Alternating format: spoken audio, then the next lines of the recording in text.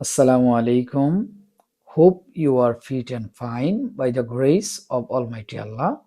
Thank you for watching the video and support me. যারা ইংরেজি সাহিত্যের ধারাবাহিক ক্লাস পেতে চান চ্যানেলটিকে সাবস্ক্রাইব করতে পারেন। আজকের topic short history of English literature. রোমানদের পতনের পর জার্মানি থেকে কয়েকটি উপজাতি অ্যাঙ্গল, স্যাক্সনস, জুটস, ফ্রিজিয়ানরা ব্রিটেনে আসে। অর্থাৎ জার্মানি থেকে ব্রিটেনে এসে বসবাস শুরু করেছে স্থায়ীভাবে। কারা? Angle, Saxons, Jutes, Frisian. আচ্ছা, ইংরেজি সাহিত্যের আদি নিদর্শন বিওউলফ। ইংরেজি সাহিত্যের আদি নিদর্শন বিওউলফ। এটা 650 সালে রচিত। অজ্ঞাতনামা কে লিখেছে এটা নির্দিষ্ট বলা যাচ্ছে না। এটা ইংল্যান্ডের জাতীয় মহাকাব্য, ইপিক। বাংলা সাহিত্যের আদি নিদর্শন চর্যাপদ।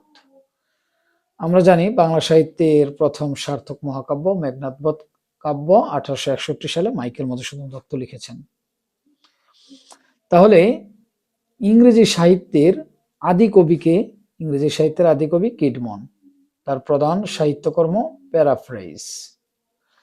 আর তিনি ওল্ড অ্যান্ড নিউ টেস্টামেন্টের অনুবাদ করেছেন।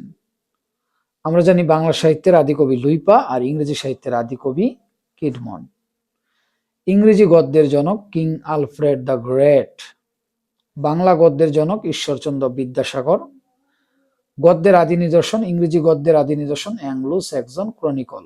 Anglo Saxon chronicle. লাস্ট তথ্যটা হচ্ছে first historian of English language. ইংরেজি ভাষার প্রথম হিস্ট্রিয়ান হচ্ছে saint venerable Bede. Thank you for watching the video.